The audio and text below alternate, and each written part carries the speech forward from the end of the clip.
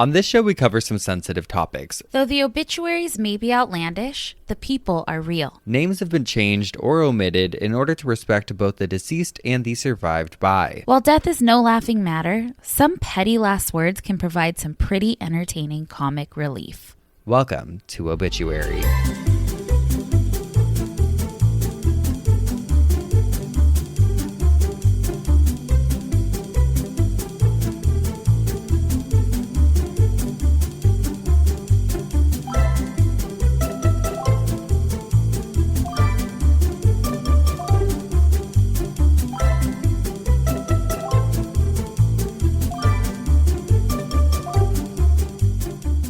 Welcome back to Obituary. I'm Spencer Henry. And I'm Madison Reyes.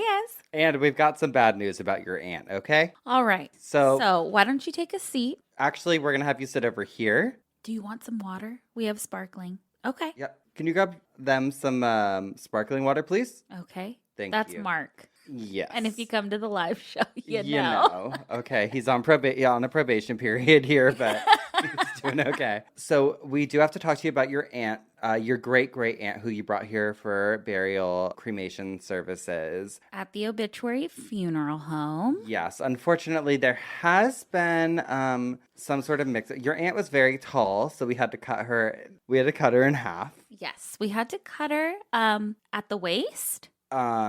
Well, that was the initial.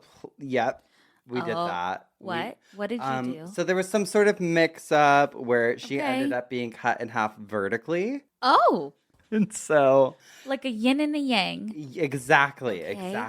Okay. And so we actually had to cremate her in two different parts. And we did the first part. It went smooth. It went great. We have that all ready for you. That was the left side. Yes, her left side is fully cremated, ready to go. However, the door to our retort broke when we went to cremate the second half. Yes, so it did break. So we actually have half of your aunt here for you to pick up, but Yes, so let's talk about casket options. We are having a buy one, get one half off, and traditionally that's for the price, but we are willing to cut a coffin in half. In half, literally in half. And it'll be so cool. It'll be custom. It's, I think, honestly, the best way to have, a burial, but then you also have the other half of her, and it's like a friendship bracelet. If you listen to our recent episode, you could literally turn her into a friendship bracelet. Absolutely. And it's just really cool. And so instead of burying 6 feet under, we actually only need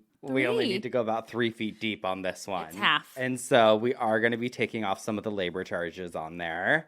So really, this is a win-win for you. And a win-win for your aunt, because we don't know what happens when we die. She might want half of her body physically buried. You know what I mean? Earth. Exactly. Yes. Exactly. That's what they say. They say 1 foot in the coffin, 1 foot in the cremator. 1 foot in the coffin, 1 foot in the jar on the mantle. Yes. Mm-hmm.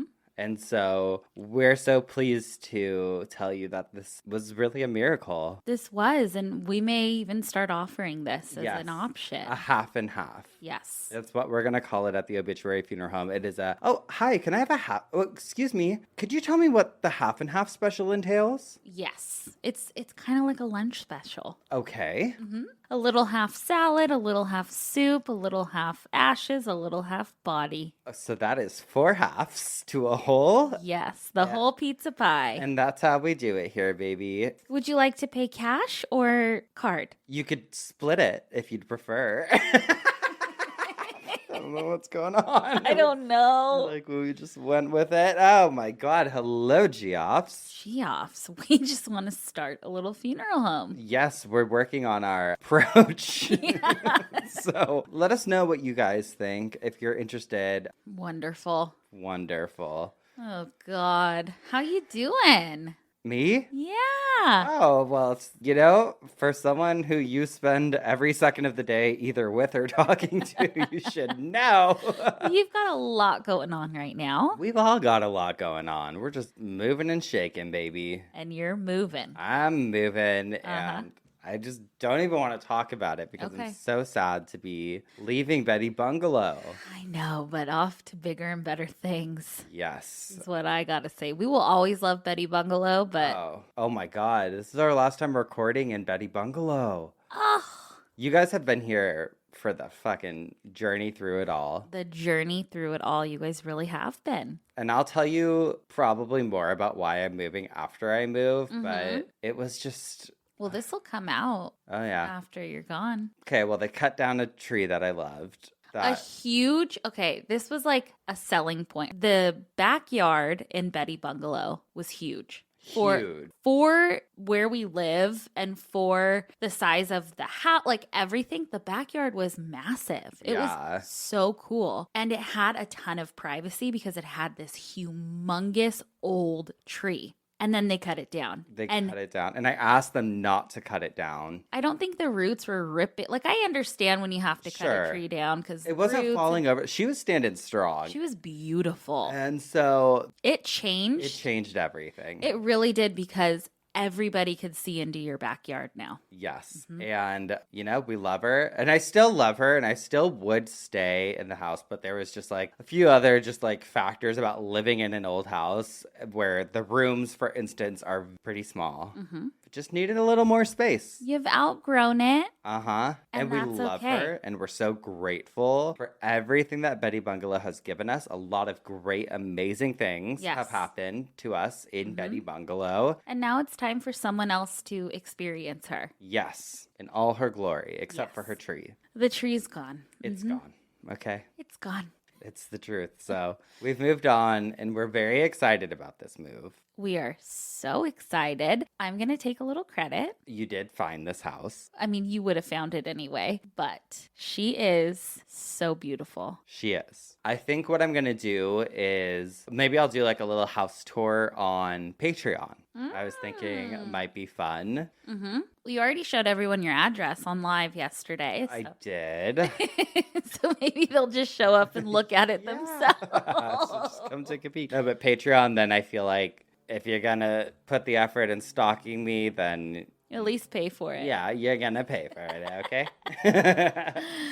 Because I'm moving, we've been running a lot of errands together. We did a big IKEA sweep the other night. Yes, we might do that again tonight on, I think it was Sunday. I brought my vacuum, my mop, my cleaning supplies. You brought yours. We brought a speaker and we cleaned that house from top to bottom for hours. Oh, because I'm a big believer, and I know you are too. Nobody cleans like how you can clean. Even if a house is clean before you move in, it's like, no, I have to physically wipe down everything so that I know. Like, I have specific cleaning products that I like, that I like the smell of, that I, like what they do. And so, yeah, you got to do it. Yeah. And another big reason for the move, too, was because I want my family to be able to come visit me. They don't live here. Yes. And before, I would have to, constantly change my office into a guest room, to an office into a guest room. And I didn't want to do that anymore. Yeah. So it's perfect. We love her. We love our new office. Love our new office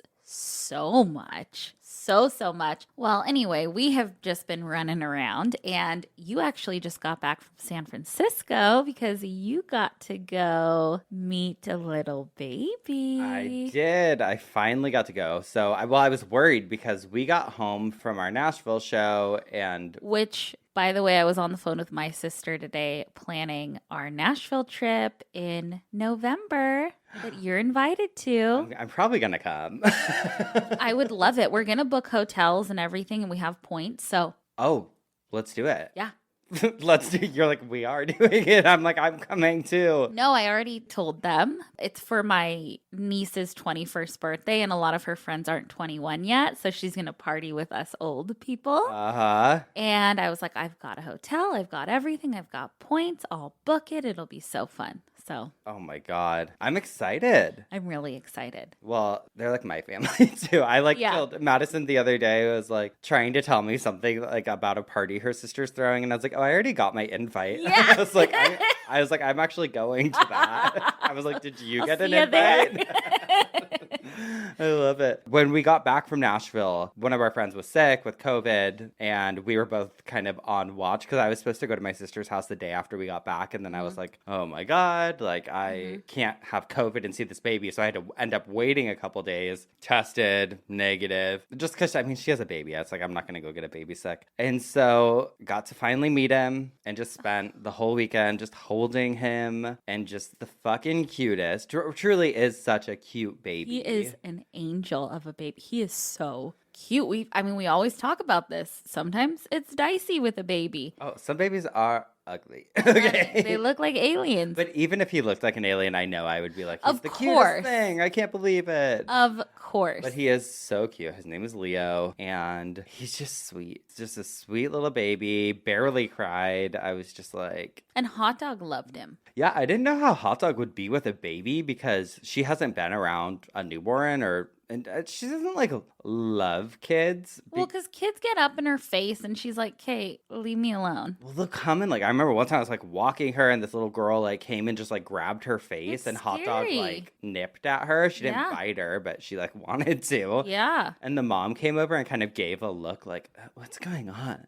Put your kid on a leash. Yeah. Lady. Come on, my God. Well, actually, you told me. We're pointing at each other right now. You told me when you were little, your mom used to put you on a leash. Yes, and I do not blame her. I was one of those leash kids because my mom and dad had me at 45. I'm the baby of 5. My mom thought she was going through menopause and went to the doctor. And the doctor was like, listen, you're pregnant. Imagine me as a kid. I was a fucking menace. I was a menace. And so I had a little backpack that had a leash on it. Oh, well. Oh, well. And you know what? I love it. I would put my kid on a leash. If I'm going to sit there, if people are going to sit there and complain about people being kidnapped, all of this shit. I think that's a fair complaint that people are being kidnapped. Yeah, I know. Sorry. Like, I'm so sick of people complaining about their kids being taken. What's going on? It's fucking terrible. But I would do everything I can to not have that happen. And a leash is something. Have you ever lost a kid and not been able to find them? It is No.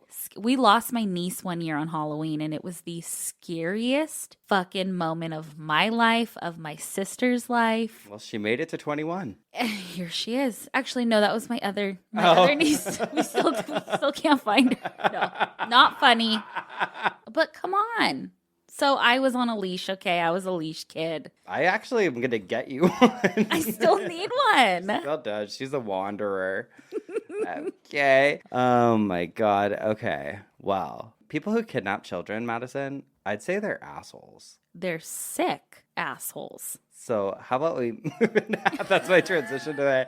Normally I'm better at them, but that's the one for today. So I have, in a shocking turn of events, 2 assholes for us today. This first one says, am I the asshole for not splitting my inheritance after my grandparents disinherited my cousins for awful reasons? Okay. I, 31-year-old female, am one of 5 grandchildren to my very religious, traditional, and now deceased grandparents. In high school, my cousin Oliver, 35-year-old male, admitted that he was into men. While I told him that I supported him, it was best to keep it a secret until after our grandparents paid for college. Okay. Why into men instead of like gay or bisexual? I don't know. It just feels like weird wording. Yeah. Initially, he agreed, but then met and fell in love with Tom, who refused to be treated as a secret, and Oliver came out to please him. Okay. They disowned him, and he had to drop out of college due to lack of funds. Wow. How do you feel about that? What? Coming out to please someone? I mean, I've dated somebody that came out to their family because of me, essentially, or because of our relationship, but it was nothing that I was like... You have to do. Yeah. Well, and fuck these grandparents already. I know. Okay, so I felt terrible for him. I truly did, especially since my grandparents were also sexist and treated him and our cousin Daniel as princes, while their granddaughters, me and my female cousins, were treated less than. And Olive was the only one who would stand up for us. Because of this, my cousins decided to band together and tell our grandparents that they either needed to accept Oliver or be cut out of our lives. Good for them for standing up. Yes. If the circumstances/timing was different, I would 100% be on board, but I was just getting ready for college. My parents didn't have any money saved for me and wouldn't be able to help, and my cousins weren't going to help either. I tried to explain my reasoning, but got berated and initially agreed to go along with it. However, on the actual day, I chickened out and my grandparents disowned everyone but Daniel and me. I tried to apologize, but my cousins didn't want to hear it and stopped talking to me. I'm sad, but let it go because I did feel guilty. I only stopped when my cousins sent me a picture of myself at an LGBT plus friendly event and told me that they were going to expose me to our grandparents. I denied it when my grandparents confronted me and claimed I was just passing through. It was an outside event, so they bought it. From then on, I would find out that my cousins would make terrible posts about me and I just gave up. A couple years later, Daniel died, so I got the lion's share of the inheritance when my grandparents passed. One of the first things I did once I got the money was make a donation to an LGBT plus friendly organization and made several posts about it. Shortly after, my cousins heard and reached out to me about getting their fair share, but I told them after how they treated me, I wasn't going to share a dime. Am I the asshole? Yeah, I kind of think you are an asshole. Fuck the grandparents. They sound hateful people. Like horrible people. And God willing, they're just fucking burning up right now. Okay. It would almost be one thing, because I'm also like, good, dupe them and fucking take their money. Take their money, but then maybe, spread it. Maybe spread it. I think that your cousins... But her cousins also talk shit about her and, like, exposed her. I don't know. I know a lot of people will have a lot of different feelings about this. Like, oh, they're older, they're religious, blah, blah. It's not a fucking excuse. If you're disowning your own flesh and blood because they support a community who maybe go against what you believe, it's like, be fucking for real. Yeah. Horrible. Yeah. Horrible. And I think that the right thing to do I think it would be different if all the cousins banded together and were like, okay, we're gonna just fucking dupe grandma and grandpa and we're just gonna tell them like, oh yeah, we don't agree with that lifestyle either. But I don't know. It's a messy situation. Yeah. All I have to say is you are an asshole for how you handled it, and your grandparents are also assholes. Yeah. So good luck. The grandparents are evil. The thing is, I would not feel good about myself. Truly. I wanted to know what other people said. Yeah. The post ended up getting removed by the moderators. Oh. Of the Am I the Asshole board or whatever it's called. The association of assholes. Like, okay, I do think everyone sucks here, which is what I would have voted, but there's no vote on this because it got taken down. Because someone said, your college is stupid expensive, and I'm finding it hard to call you the asshole when you were clearly young and worried about finances. Yeah. I get it, but I also totally get your cousins taking a stand and supporting Oliver after he was disowned, even if it meant getting disowned themselves. Your cousins went out of their way to get you disowned, which is weird to me. Like, chances are your grandparents wouldn't have ever changed their mind. Even if you all agreed, none of you would have any money now. Yes, you would have morally been in the clear, but financially you'd be fucked. And it's like that, I'm kind of like, yeah, like I get it. Like, I think the cousins should have stuck with their guns and, like, you know, been like, we fully, because it's hard because it's like, okay, yes, you disowned them, you did the morally right thing, but now you're coming back for their money. Yeah. So that's where it's like, okay, I think everyone's kind of an asshole. Yeah, because I think the cousins shouldn't have obviously blackmailed her. And then somebody said, let's be clear, a 17-year-old kid preparing for college was pressured into a plan that would fuck them over while barely affecting the others. She has now inherited the money and donated some of it, but does not want to give it to her cousins, who she has no relationship with apart from them harassing her. And I'm like, I kind of get it. So, you know, a lot of people are saying not the asshole because when it comes to giving the cousins money, which I do also kind of agree with that. Like, they tried to blackmail you. That's fucked up too. I wouldn't probably give them money. Yeah. But I don't know. Fuck. People suck. People do suck. I guess the only assholes here really are the grandparents, but I think everyone else did shitty things. Mm-hmm. The grandparents are the adults in the situation. Truly, they're the elders, and they need to, I feel like, set the precedent, and they didn't. Yes. All right, let's move on to the second one that says, am I the asshole for selling rather than giving away stuff from my late mother's house? My 21-year-old male, single mother, 50 female, died, and as the only child, I'm being forced to go through the estate with the help of the family friend, lawyer, and real estate agent, whom are both honest people. Long story short, she made a ton of bad financial choices, and I will inherit no money or assets after all is said and done. Although I'm now working through to get rid of the furniture and stuff around the house before I go to sell it. A few weeks ago, I told my girlfriend, 21's mother, that she could have it all for free since I never liked my mother and none of the stuff is stuff I'd want to keep.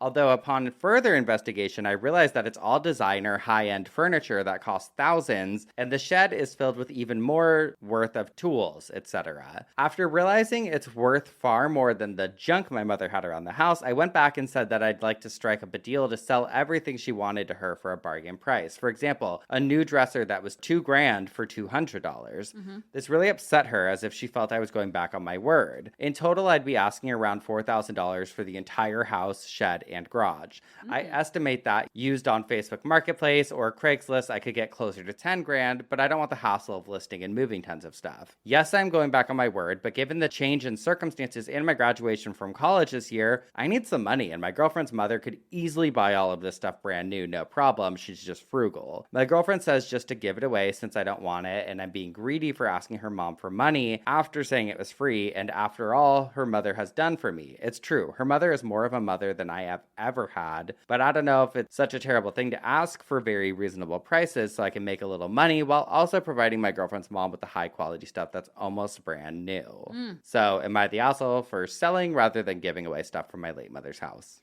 God, that's so hard because you're going back on your word, but I don't think you're an asshole. I'll get into this in my coffin spinner a little bit more, but Cisco and I have been watching Pawn Stars so much. And I was saying to him the other day, I'm like, fuck, like my parents probably have some really cool stuff. Not that I want to pawn anything off, but I'm going to call you mom. But I'm like, if you weren't left anything, maybe. But also the girlfriend's mom, come on. Don't give him a hard time about going back on his word. He just lost his mom, even though he hated her, whatever. I know. It's a hard one too, though, because I'm like, well, how much has his girlfriend's mom done for him? Yeah. Is she like letting him live there, or like, yeah, are they like, I want to know more about that side of it. What do people say? The vote hasn't finished yet, but a lot of people are saying not the asshole. I think you need to be very transparent with your girlfriend's mom. Like, I know I offered it to you, but I realized what everything is, and I really need the money this will bring. And I agree with that. I think a lot of people are like, you're not an asshole for doing that. Someone else said everyone sucks here. Like, you offered it for free. Nothing changed about the circumstances. What changed was your knowledge. You opened your mouth before your brain knew what it thought it knew. That's on you. At the same time, your girlfriend's mother should realize you're a dumb kid who doesn't know anything and should cut you some slack before berating you about making a foolish offer. Yeah.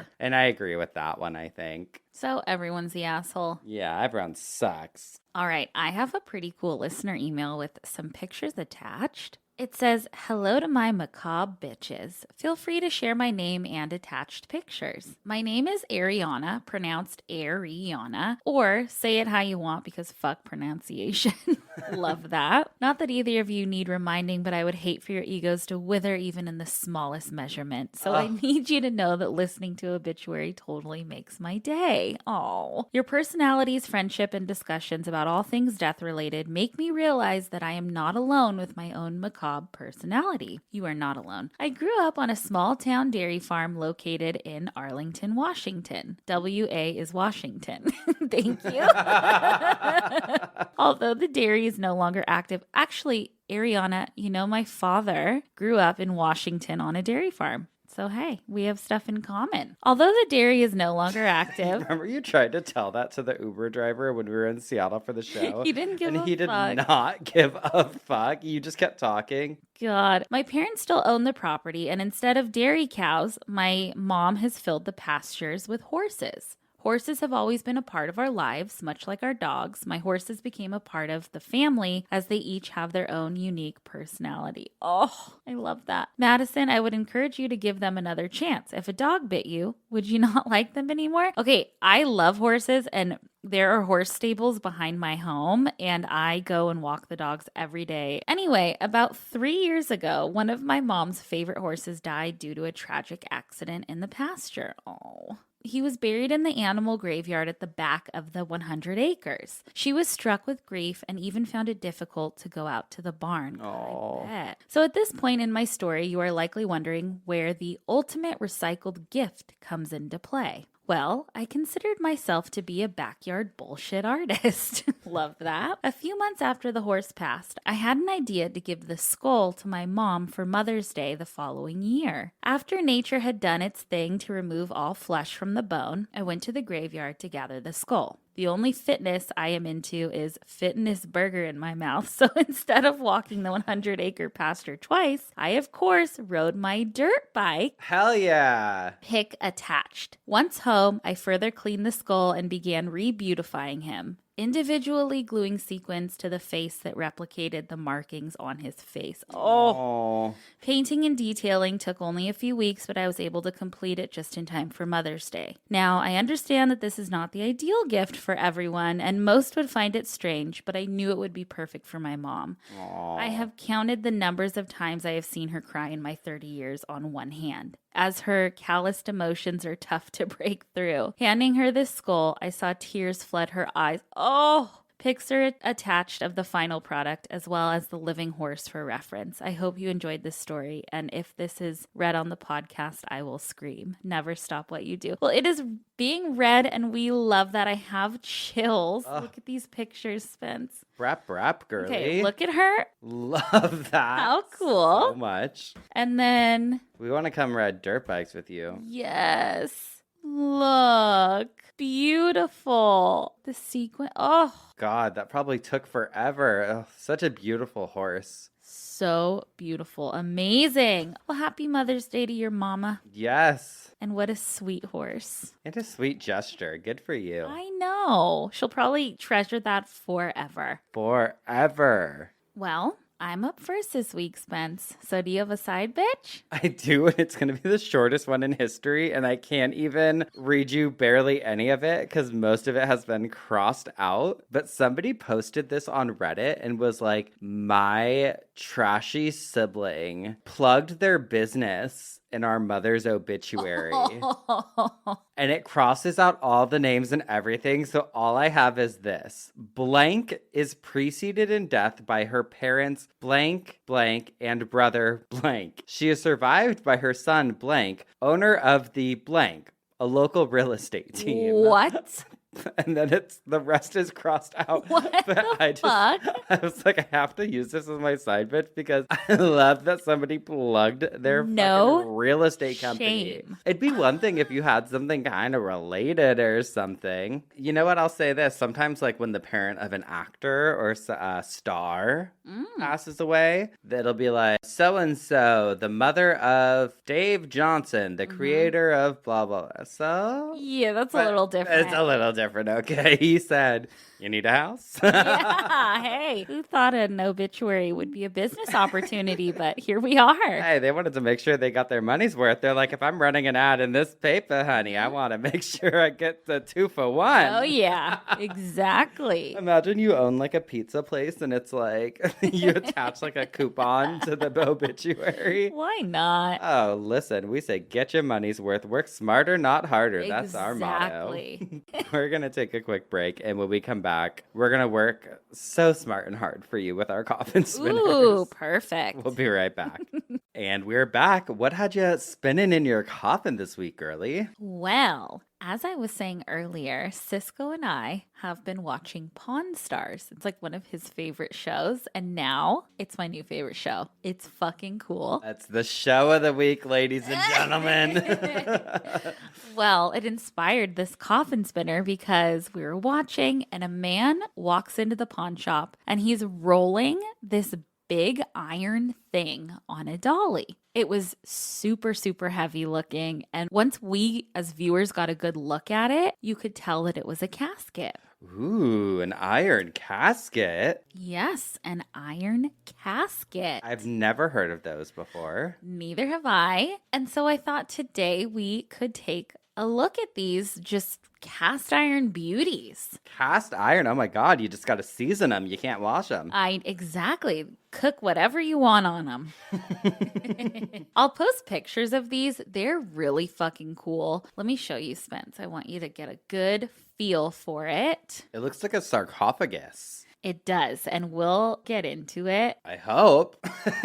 The one that was on the show was not the sarcophagus shape. We'll get into it. I'll explain everything. So, the guy actually deemed the casket too creepy to have in his shop because they're freaky looking. But this is just another little weird piece of Victorian death history that we just have to look at. Oh, of course the Victorians were responsible. Of course they were. So, a man named Almond Dunbar Fisk is the person responsible for the invention of the iron casket. He was a master of cast iron stoves, and he had like a manufacturing business. But in 1844, his brother William died in Mississippi. The Fisk family had a plot in New York, and so William's body had to get to New York in one piece somehow. We know that embalming wasn't happening at that time, and refrigeration wasn't happening either, so getting him there in one piece probably wasn't going to happen. It was also springtime in Mississippi, and so hot. The weather was most likely severe. Yeah. A normal wicker wooden casket wasn't going to cut it. So Almond decided to take matters into his own hands, and he created a casket made of cast iron that was extremely form-fitting to the body. That's actually really interesting because it's like in the late 1700s. Remember when I was talking about like the oldest funeral homes, it was a lot I thought about that. Cabinet makers that were making the wooden caskets, and now he's like a cast iron cabinet maker, and he's making cast iron caskets. I know. I thought about that. So cool how these things start, you know? Yeah, I love learning about where they come from. I know. So like you said earlier, it's so form-fitting it looks like a sarcophagus, right? Uh-huh. It's like shaped like the person. Yes. So it got the nickname the Fisk Mummy because it does. It looks like a mummy. Yeah. The reason this cast iron casket, it's a mouthful to say, worked so well was because it basically suffocated any oxygen or air getting in and preserved the body that way. Huh. Without embalming, without any of that. Yeah. Almond was onto something. Many people died far away from home and needed to be transported, usually via train, back home to their loved ones. But any journey home could take a very long time. We're talking weeks, maybe months. So they needed a foolproof casket that preserved them and bought some time to be able to have a proper Christian burial and funeral. Almond continued perfecting this casket over the years, or models of this casket over the years. And in 1847, 3 years after the death of his brother, the Rural Cemetery Act was passed in New York, and this allowed for commercial burial grounds, meaning churchyards weren't the only place you could bury your dead, and new cemeteries were popping up all over. By 1848, the Fisk metallic burial cases were patented, and I'll show you the U.S. patent, and I'll post them, or just Google it. You gotta see how creepy it is. Whoa, cool. Aren't they cool? Yes. All of them that I've seen have a piece of glass that you can open that shows the person's face, like a little window. Good. I know. And they do look like a sarcophagus, or to me, they kind of look like an astronaut a little bit. Okay. Yeah. The one I'm showing Spencer has molded from cast iron symbolism on it. It has arms folded over and it's holding a cross. And many of them that have been discovered have mourning symbols like cast iron all over them. Huh. In his patent, he states, and this is via Atlas Obscura, from a coffin of this description, the air may be exhausted so completely as entirely to prevent the decay of the contained body on principles well understood, or, if preferred, the coffin may be filled with any gas or fluid having the property of preventing putrefaction. So, like liquid. Oh. Like, talk about rock gut. Oh my God. Sloshing. Sloshing around. You can just open it up like a fish tank. Or like a magic 8-ball. You shake it.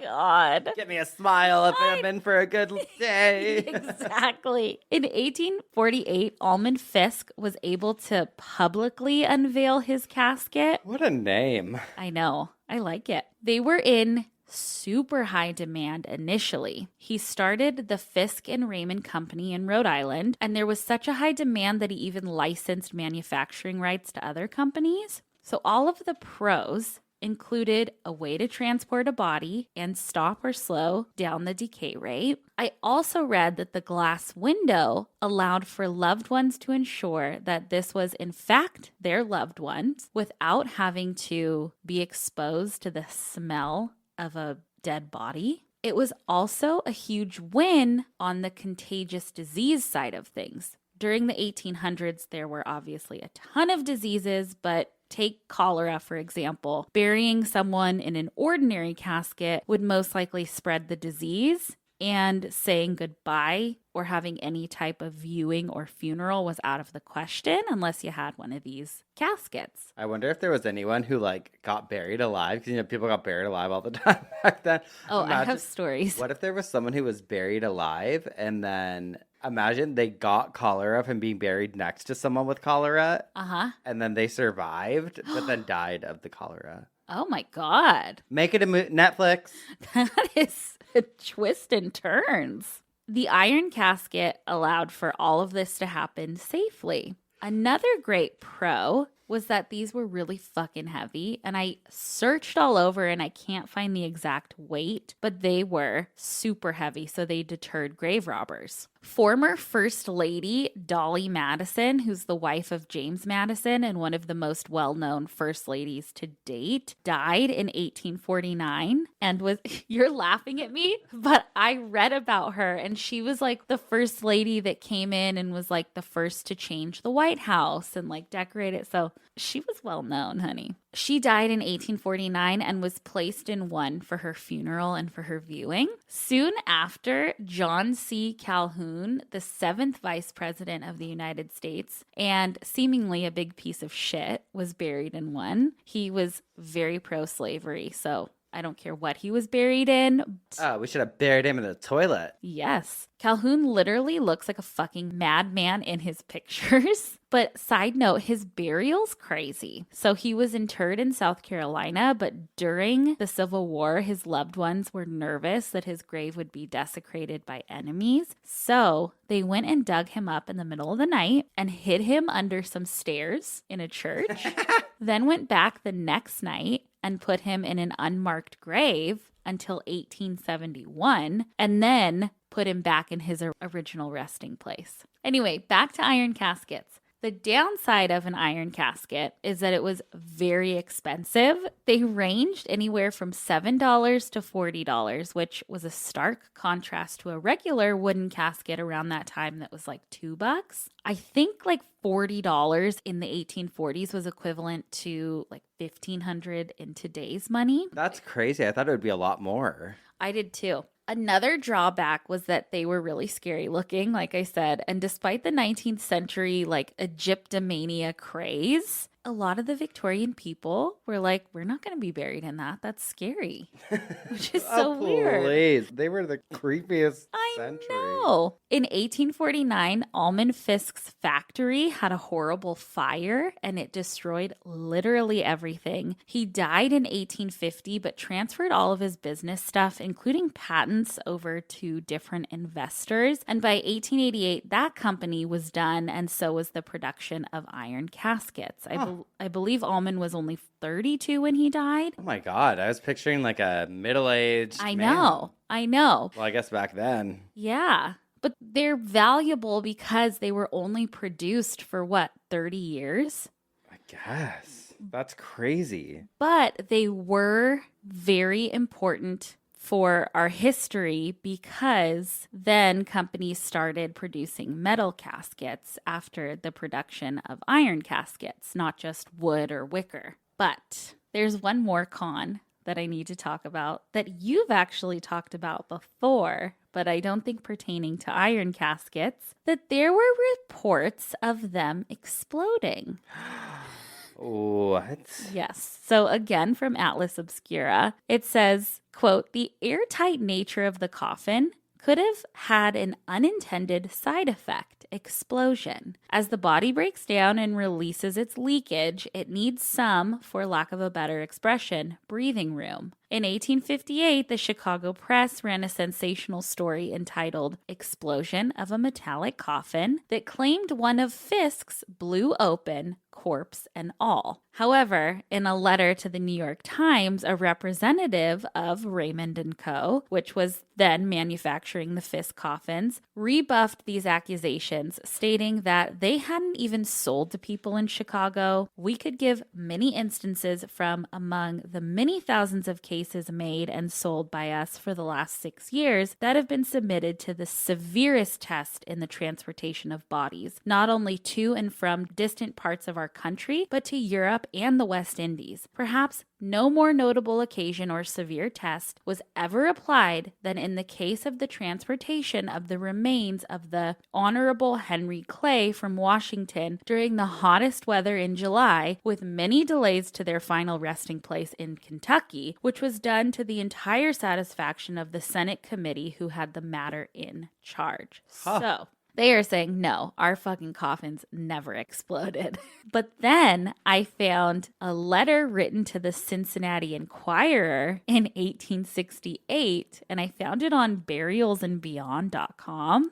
Ooh. And it says, quote, and this is just terrifying, an iron coffin was procured, the body placed in it, and the lid sealed and screwed down in the usual manner with a thick glass plate over the head. To those who watched the loved face through tears, there soon appeared a singular change. The veins of the forehead began to swell, and soon stood out like cords. Then the face began to swell, and soon the eyes partly opened and the lips fell apart, giving to the face a wrathful, horrifying expression that was painful to look upon. These changes continued until the deemed seemed to be striving to breathe and speak, and strange noises were heard inside. Women shrieked and fainted, and at last a cloth was thrown over the glass and persons were forbid looking in. During the night of the second day, if I remember correctly, an explosion occurred, accompanied by the sound of broken glass, and it was found that the plate over the face was shivered, and the room filled with the most sickening stench. The dead body was horrible to look at, and it required no active stretch of the imagination to believe that life had returned and a struggle ensued. So there's your buried alive in an iron casket. Oh my God. And then it exploded. I'd put googly eyes on mine. Fuck.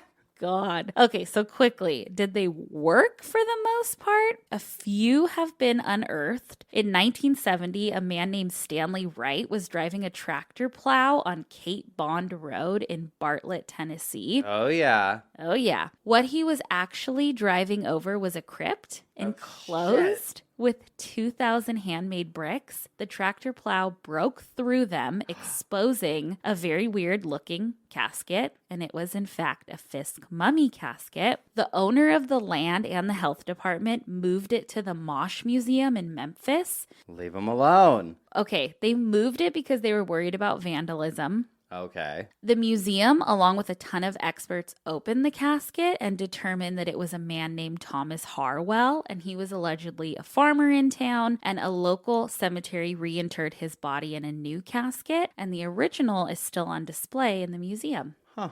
What if he didn't want a new one? I know, he probably didn't. Who knows? He's like, I paid $7 Okay. for this casket. Okay. Yes. And I don't want your wood. They were worried about vandalism, though. If people knew, these are rare, you know? Okay, but in 2011, the most famous story about the Almond Fisk iron casket is known as The Woman in the Iron Coffin. And there's an incredible documentary with the same name on PBS. I encourage you guys to watch it. I watched it. It was great. On October 4th, 2011, in Queens, New York, construction workers were working in an abandoned lot, like doing excavation work for the construction site. They were terrified because they thought they had just encountered a crime scene on the lot because they found an iron coffin with a seemingly fresh body inside. The body did not look like it was some ancient burial or anything like that because the body was so intact and almost fresh looking.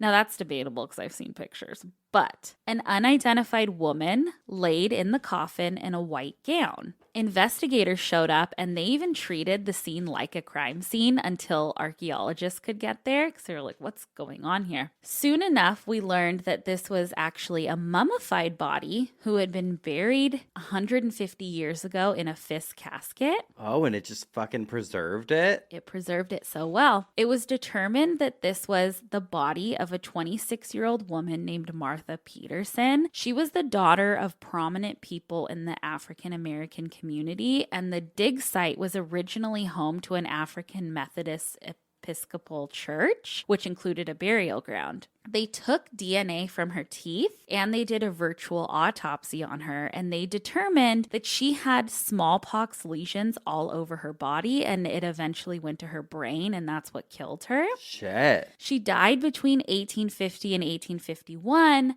but the kicker here is, I thought this was really cool. They looked at the 1850 census report, and that's how they determined her as the match. But it also showed that she lived with a man named William Raymond. Well, if you remember, William Raymond was Almond Fisk's neighbor and business partner. He was part of the Fisk company. Scientists were able to do a rendering of what she probably looked like, and they gave her a proper burial sans the iron coffin. But that's probably why she got the iron coffin, because she lived with William Raymond. How interesting.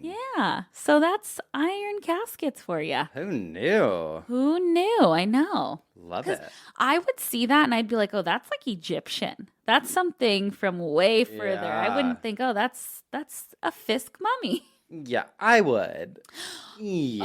Oh, okay. I'd be like, yeah, this is really giving 1840s to me. Oh, yeah. Oh, but the one on Pawn Stars, like I said, was not in the mummy shape because they went on and produced a couple other versions because people were so freaked out. Was this casket empty on Pawn Stars? It was empty, but they did a close-up of the inside and it had stains all over it. Oh, my God. So it was used. Oh, honey, she'd seen some things. Yes. So there you have it. Iron caskets, baby. Who would have thought? Not me. All right. Well, that was incredible. Thank you, Madison. We're going to take a quick break. And when we come back, I'll tell you what had me spinning in my coffin. All righty. We'll be right back. And we're back. Spencer, what had you spinning in your iron coffin? Oh, baby, I could barely move around. It's so form-fitting. Okay, so I mentioned earlier I'm getting ready to move right now, and I'll just be vulnerable. I find moving, which I know I've talked to you about before, incredibly emotional. Yes. I mean, you're my best friend. You know that about me. But I feel like people don't really talk about the emotional part of moving a lot. It's very emotional. Don't they say, like, death, a divorce, or moving are, like, the most stressful times in someone's life? Probably in a relationship. Yeah. It's fucking hard. And I was talking about it with my therapist this week because, I don't know, moving to me feels equal parts exciting and equal parts emotional. Like, totally. Going through boxes and pictures can be overwhelming, and I know a lot of geoffs can probably relate or will eventually, but finding pictures of your loved ones that have passed away while you're getting ready to uproot, it's a lot. It can feel overwhelming sometimes. Honestly, a lot of my therapy session last week was just talking about how, you know, like you picture things to be a certain way, and it's like, even though this is a good move and it's not a move out of necessity, it's a move out of want. I think it's like you picture like oh, I thought I'd be in a different position in my life when I was moving into this house. Or like, I thought I'd be married, or I thought I'd have kids, you know? You think about those types of things, especially as you get older. And it can be hard not to feel a little disappointed. I was telling my therapist that I was like, I just didn't think I'd be moving alone into a house again. Yeah. Don't fucking look at me like that. Yeah, okay. You are, though.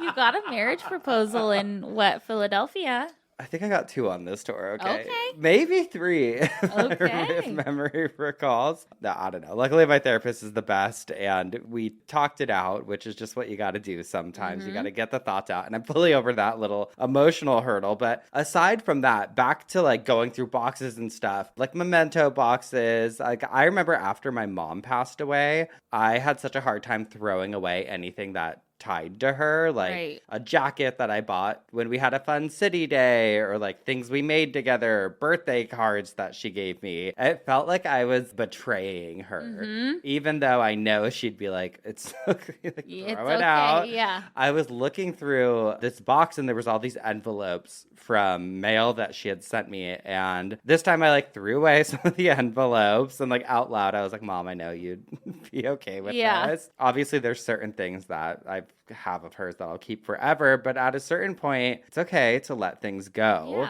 And I remember I would call Olivia, my older sister. We talk about how easy it would be to become a hoarder, because I'd be like, God, I don't want to throw this away, but like same time, and it gave me a better understanding, I think, of why people do what they do when it comes to hoarding. So this week I decided to explore that further by looking into grief-related hoarding, kind of hoarding as a whole, and then grief-related hoarding more specifically. Okay. From Psychology Today, hoarding disorder is characterized by an ongoing resistance to discarding one's belongings, even those with no value, like junk mail envelopes, old newspapers, and materials that most people would consider to be garbage. Hoarders also hold on to personal possessions that they no longer use, either because they feel emotionally attached to these items or because they believe they will need them in the future.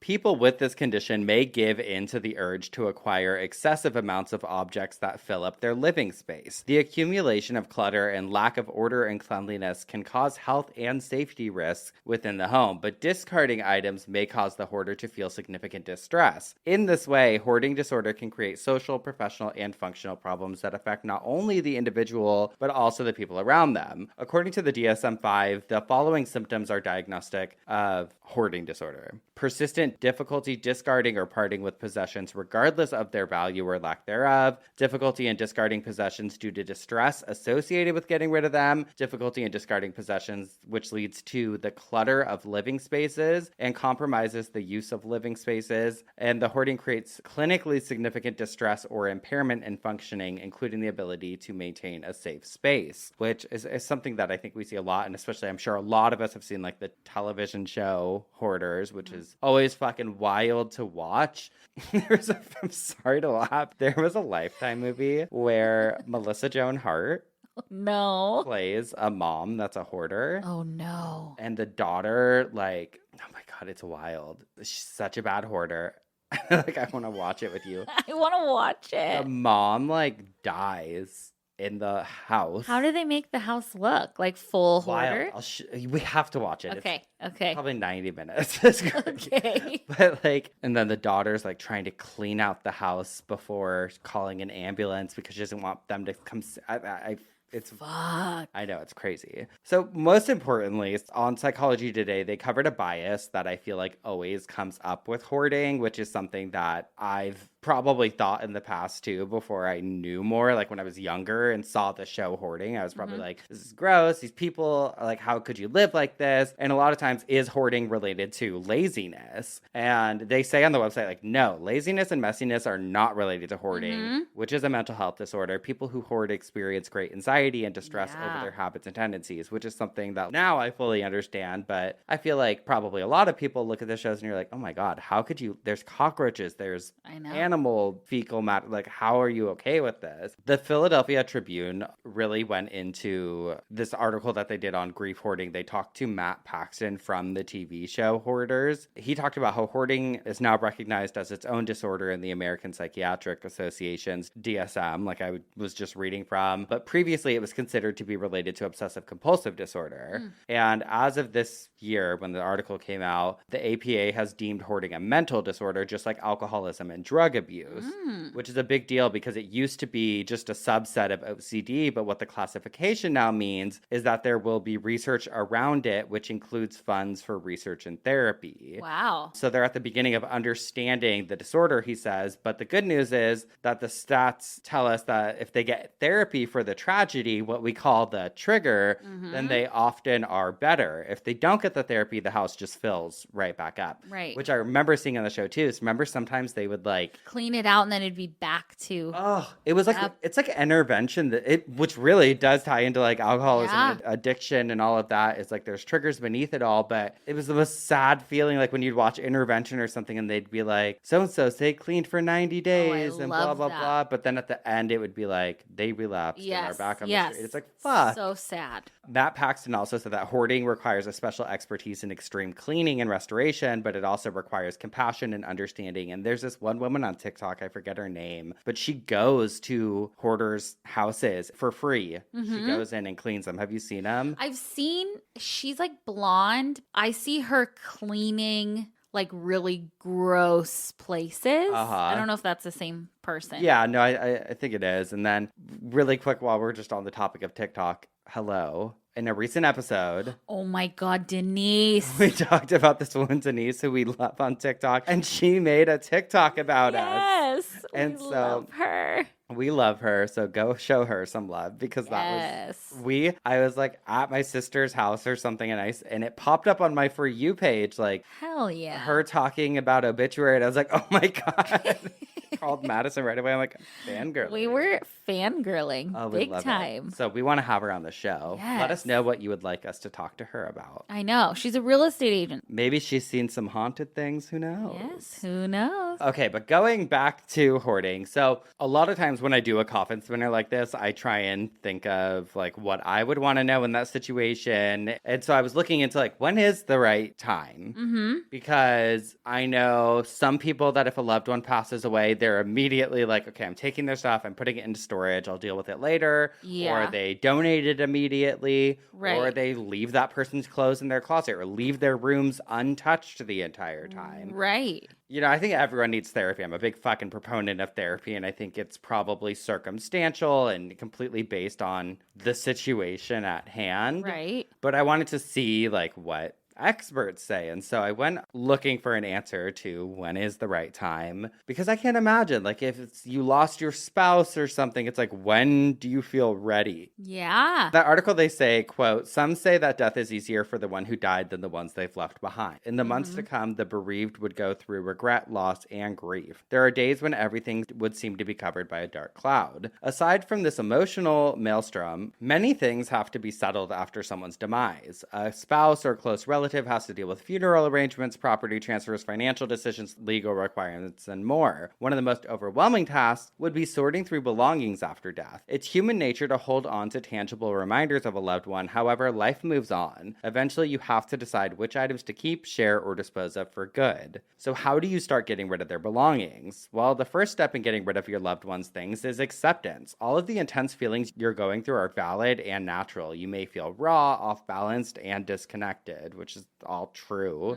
Deciding what to do with items you've shared with the departed feels like a make or break decision. Even going to a favorite cafe or hearing a familiar song could be fraught, which is so fucking true. I could not listen to any like love songs or happy music after my mom passed away for a while because I'd be like so sad for my dad. I'd be like listening to a love song and I'd be like, my dad loved my like, I don't know. You just you're just in a different fucking reality. You just punish yourself. Like, I feel like everybody does. It says early on, you may have a lot of excuses for skipping this duty. Perhaps the death is recent, so you can't bear to look at your loved one's things. Or maybe you just don't have time for it. The chore might be difficult for you because these things come with unpleasant memories sometimes. However, getting rid of your loved one's belongings is non-negotiable. Sure, you can postpone doing it as long as you like, but you cannot completely avoid it. The question is, when do you start? Is there a perfect, appropriate time to dispose of the departed's belongings? There is no expiration date when it comes to dealing with loss. Some would grieve deeply until their last breath. Others seem to move on from their loss but still carry that ache inside. A parent will always mourn the loss of a child. Often you'll see the kid's bedroom turned into a shrine where everything is exactly the way it was when the child was still living there, which is kind of what I really started thinking about when it comes to hoardings, because I feel like I've seen that on documentaries or shows. It says grieving parents would spend time in their children's room in hopes of being closer to their lost one. The death of a parent, they write, is just as devastating and bewildering. Adult children still go through the process of grieving their mother or father. They may be grown up, but the loss of a parent is just as traumatic. Plus, these children have to deal with their parents' belongings. Those left behind sometimes fear that getting rid of these things would erase the good memories that come with them. Nobody can be prepared to let go of good things. They may also feel guilty about disposing of treasured items. And it says looking at things that once belonged to a departed loved one is tricky because it becomes a constant reminder of how special that person who is gone for good. It may take months, even years, to heal after the death of a loved one, and some people find it difficult to move on after such a severe loss. Moving on can be further delayed if you see or touch things that belong to the departed. Would seeing these things hold you back from healing? While you may take a few days or weeks, know that the pain would still be there. Despite the heartache, it's best to start going through deceased belongings and identify what's worth keeping. You might argue that every item's worth keeping. However, you have to be more selective about your choices. So ask yourself, does it serve a purpose? For example, you may end up living alone after the death of a spouse. You're still in the same house you bought as a newlywed. Do you keep the house because it provides you shelter and security, or do you stay because it's a daily reminder of your spouse? Eventually, you need to identify reasons why you're keeping their belongings. If your purpose is to have a tangible remembrance of the person, you can keep holding on to that thing. However, if it's keeping you from moving on, it's best to let go of these possessions. Otherwise, you will end up wallowing in the past and neglect to live in the present. You may be so consumed by old memories that you fail to make new, happier ones. I've thought about that. Like, if something ever happened to Cisco and I was left in the home alone, I don't think I'd be able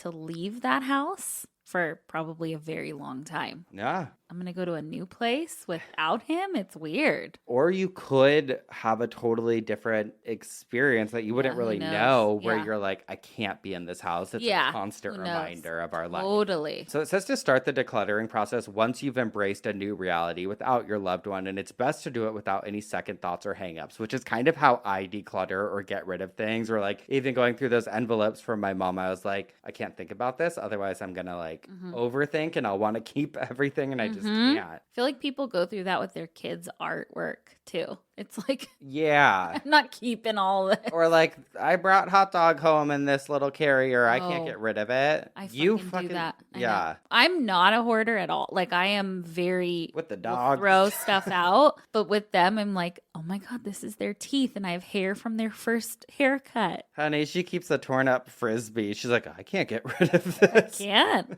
I store it in a little box and that's it. So they have tips for going through possessions as well. And it says it's a major step and it's uncomfortable to make decisions about your possessions. And as you go through things, your emotions may sometimes feel like a dam bursting, but we have some tips for sorting through the deceased belongings, which hopefully will make this more bearable. Do you want to tackle it alone, or do you want to maybe have a comfort person there with you? Like for me personally, I would like to do it alone. I wouldn't want someone there, but it says ask 2 or 3 friends to be there for you. Their company can prevent you from drowning in grief or blanking out, and they can steer conversations and give you a much needed hug during the process. What if you prefer to be alone while unpacking? Well, that's a valid option. You may wish to have solitude while dealing with unpleasant memories or intense sadness. Perhaps you want to preserve your loved one's privacy, as some of their belongings may cause gossip or legal issues. I got nothing like that. But it just says, have a clear plan and, make peace with it. Do it at your own pace, which I agree. And like save practical things. But I'm going to link the rest of the article because they have a lot more advice on there and resources for support groups and grief hotlines. I think it's a really fucking hard thing. It was hard enough for me to do. I can't imagine doing it to like my child or spouse or something. Like it's hard. I'm also not very hoarderish. Like I don't really hold on to a whole lot of things, and I don't like clutter in my house at all. So sometimes I just like, all right, let's go. But I'm such like an in the moment person. I'm like, I need to go through and declutter everything. So I'm just gonna fill up 15 trash bags of stuff or take it to donations. The dump. The dump, aka the dump. But yeah, I mean, it's a wild thing. Yeah. It's hard to get rid of someone's stuff, but you gotta think like, okay, I can get rid of this fucking H&M shirt. You don't, like keep the really special stuff. Honey, keep the valuables so you can take it to the pawn stores. Pawn stores, I'm telling you. I'm telling you. Oh my God. Wow. Should we move into some obituaries? Let's do it. I have one for a man named Stig Kernell, and it says, I am dead. Oh. Okay. I looked into him, though, and his sons ended up posting a longer obit later, but I guess that is just what Stig wanted. Oh, well, let him have it. It's like Doug died. Exactly. It's a little wordier. I mean, honey, a little wordier. Incredible. If that's what he wanted, then let him have it. That's what we'll give you.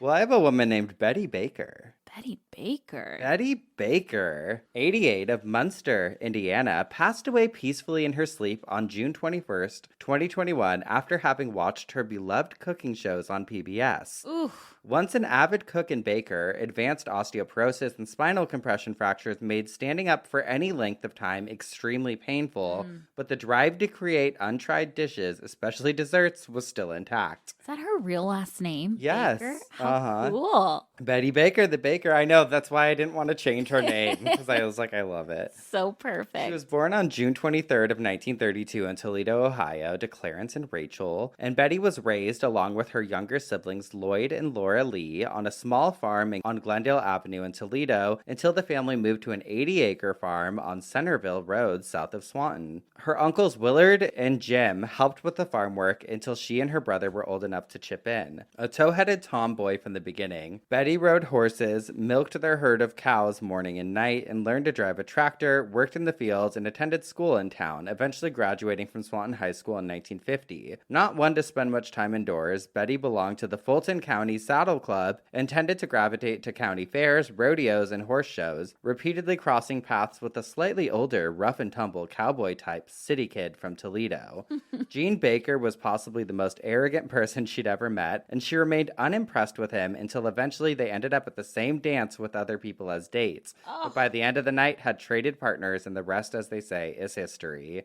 Over 70 years of history. Betty married Jean Baker on July 28th of 1951, on his birthday so he wouldn't forget, in a ceremony with her sister Laura Lee Kelly as maid of honor and his best friend Jack as best man. The couple eventually settled in Swanton, Ohio, and became a family. Jean Jr. arrived in 54, Gary in 1956, and Gail in 1960, while building a house and horse barn on 4 acres of the Kelly farm. Betty worked as an assistant at a local dentist, but didn't have the stomach for it, so she used her business school training and specialized in bookkeeping for a variety of small businesses over the years. Betty was a member of the Order of the Eastern Star, working her way up the ranks to be a worthy matron in the mid-50s, all the while working full-time and being a super mom. She always joked that her kids were clean and fed, the animals taken care of, but the house was often a wreck, she'd say. Until the health department puts a notice on the door, things are fine. The house was always full of people, either the kids' friends, relatives, or adult friends, and Betty hosted them all sometimes having to inventory the number of overnight guests in order to make sure there was enough breakfast for everyone. Having a built-in pool was always a draw, but she rarely went in the water for fear of being cannonballed by her children, who at one point were forcefully instructed by their father to sit at the pool's edge so their mother could dog paddle without the fear of being drowned. In 1975, 4/5 of the family, 6 horses and 2 dogs, moved to a former Presbyterian church church parsonage on 7 acres west of Monmouth, Illinois. Betty worked in the admissions office at the junior college and took classes after hours in a wide variety of subjects. A later move to the western suburbs of Chicago and Jean joining the Medina Shrine Black Horse Troupe meant weekends were spent participating in parades around the Chicagoland area, including a trip to Pasadena for the Shriners to ride in the Tournament of Roses parade, which we went to last New Year's, right? Mm-hmm. Yep. Using her abundant seamstress skills and an ancient Rodney sewing machine, Betty made leg wraps for the horses, repaired horse blankets, and altered the troops' uniforms when needed. She worked at the former Bell Appliance Parts location in Highland until retiring at 80 years old. As a true child of the Depression, nothing went to waste, and summers were spent canning or freezing just about everything from the garden. A nearby fruit farm in complete disregard for child labor laws meant strawberry picking at the crack of dawn, apple picking, blueberry picking, and childhood anxiety over whether the pressure cooker was going to suddenly blow up or not.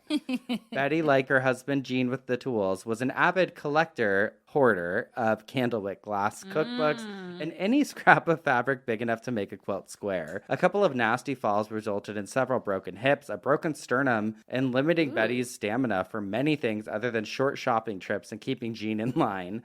She loved to watch her English shows from the BBC and especially enjoyed Downton Abbey during its run.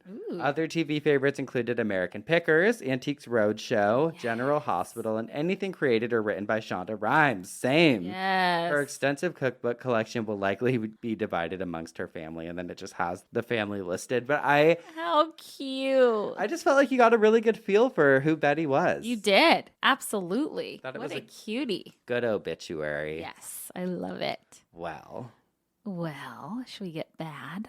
Yeah, let's get nasty. We've spun in our coffins. We've bitched our obituaries. I guess that's me to sound dumb. Criminals. We always do that on the show. Who you got? Who you got, girl? Who you got? Tell me.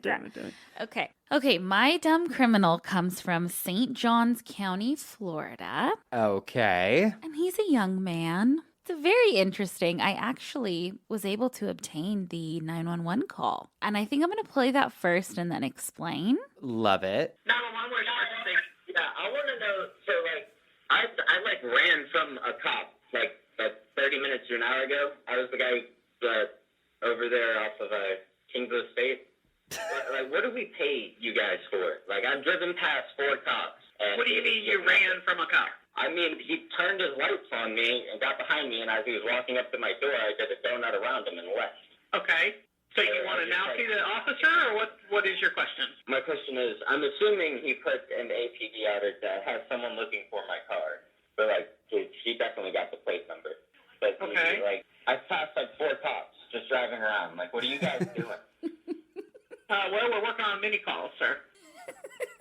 Okay, the story goes that 19-year-old Nicholas Jones fled deputies who had pulled him over. I guess he had a taillight violation, and he decided to not pull over. Well, he pulled over, and then he's like, skirt, I'm out of here. And he called 911 on himself and was like, listen, I've passed 4 different police officers. No one's chasing me. What the fuck are you guys doing? Well, they ended up getting him the next day. And from an article in WSVN.com, it says deputies told Fox 30 when they asked Jones why he fled, he stayed silent and only smiled. Deputies said he went on to gloat about calling 911. I saw him turn his lights on and sirens on and was going to stop, but I didn't want to. Investigators said Jones also told them that he called 911 because he could not believe that after they had his tags, they could not find him. And so he could have gotten away. What a dumbass. What a dumbass. Well, I have one that also almost could have gotten away and almost did get away from the police in Vancouver. So this happened in 2015. The Vancouver police were almost outsmarted by a fugitive who tried to hide from officers inside of a sofa. Acting on a tip, police went to an East Vancouver home with a search warrant for Adam Harlock, who's on the run from authorities in Alberta after being sentenced to 3.5 years for drug offenses. Officers searching the home for Harlock, 36, were close to giving up, but then a police dog began to focus on the living room couch, said a news affidavit.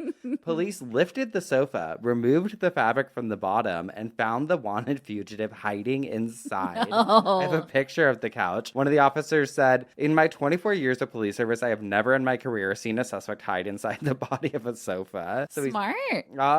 His new accommodations might not include a sofa as comfortable as the one he was found hiding in. Oh my God. There it is. Oh my God. He really got in there. Really got in there. He said, "Hide and seek, baby."